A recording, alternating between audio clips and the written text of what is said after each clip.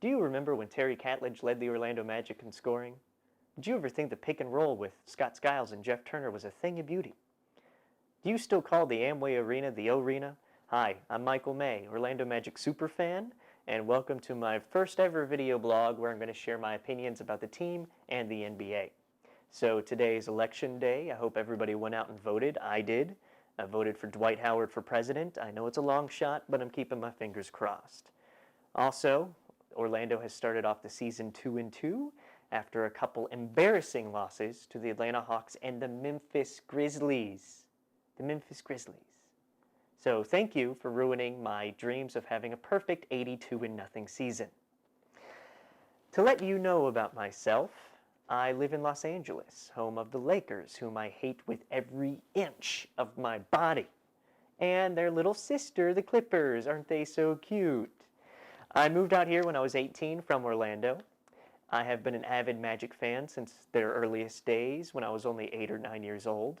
I have seen countless Magic games on TV and in person, including the first game of the '95 NBA Finals where I was courtside to witness the horrors of Nick Anderson missing the infamous 4 free throws.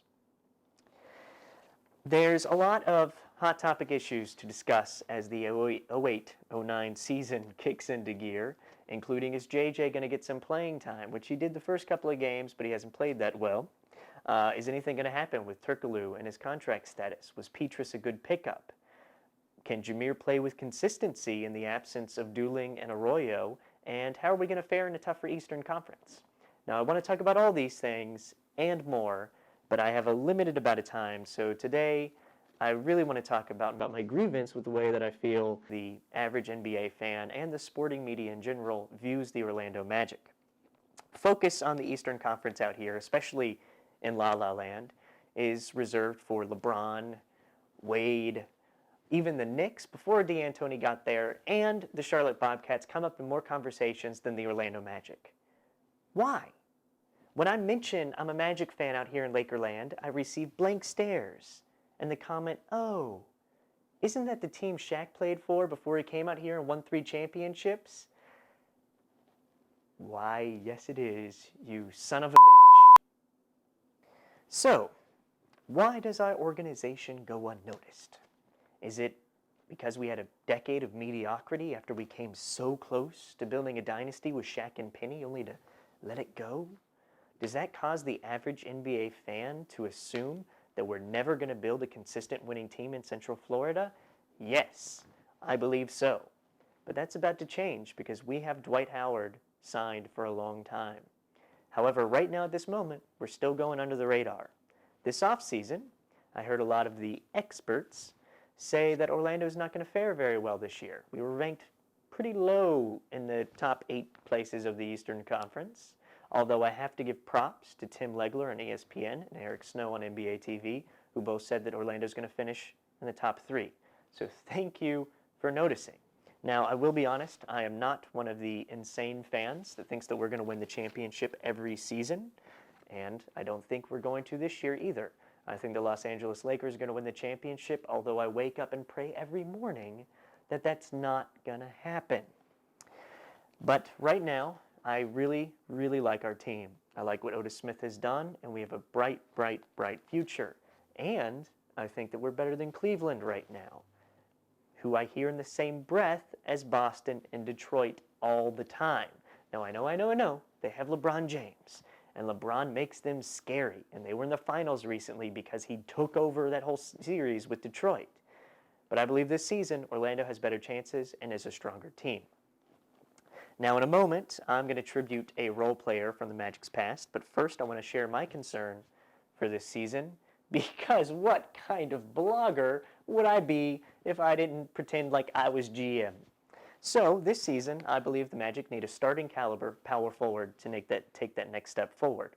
Now, I love Turkoglu, and I love Rashard Lewis, who, yes, I agree with all of you that we overpaid for him, but Rashard is playing out of position at power forward, and I think he'd be better utilized at his natural position of small forward. And I don't think our answers for having another big guy to help us out comes with coming off the bench with Tony Battie, who missed all of last season, Brian Cook, who has his issues, or Gortat, who's unproven. And Turkoglu, I love the combination of Turkoglu and Richard, but something might happen there because Turkoglu is in a funky, funky zone because of his contract. So this season, maybe next offseason, something interesting might happen.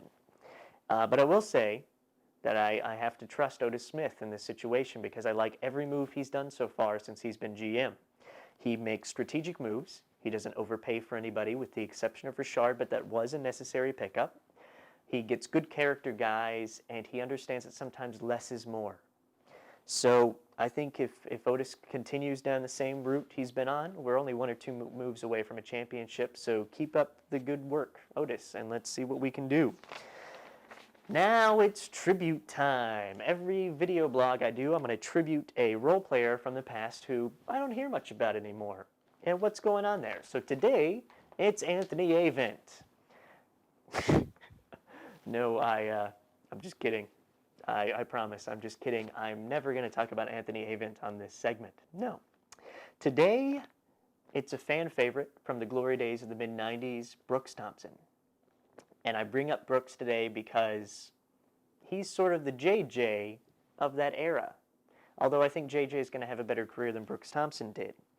I have fond memories of the days when the Magic would be whopping a team by 20 or 30 points. We'd have beaten that 110-point Mac attack, and the crowd would start chanting, "We want Brooks. We want Brooks." Now, if we were lucky, Brian Hill would send in Brooks Thompson with a minute or 2 left in the game, and if we were really lucky, Brooks would hit a 3-pointer or 2. Now, Brooks didn't last long in the NBA, but he will always be remembered by Magic fans. Today, Brooks Thompson is the head coach of the University of Texas at San Antonio, and I hear he's doing a pretty good job, so congratulations, Brooks Thompson. Good luck on the season, Orlando. I'm going to be talking about more specific hot-button issues as the season goes on, so be sure to stay tuned. Also, I want to mention the big trade yesterday with Allen Iverson going to Detroit is going to make for some interesting storylines and discussion topics throughout the season, so I'm excited to see what's going to happen there. And also, if you have any comments, questions, or you hated everything I want to say and you want to tell me about it, email me at magicsuperfan@gmail.com. I'm Michael May. Go Magic.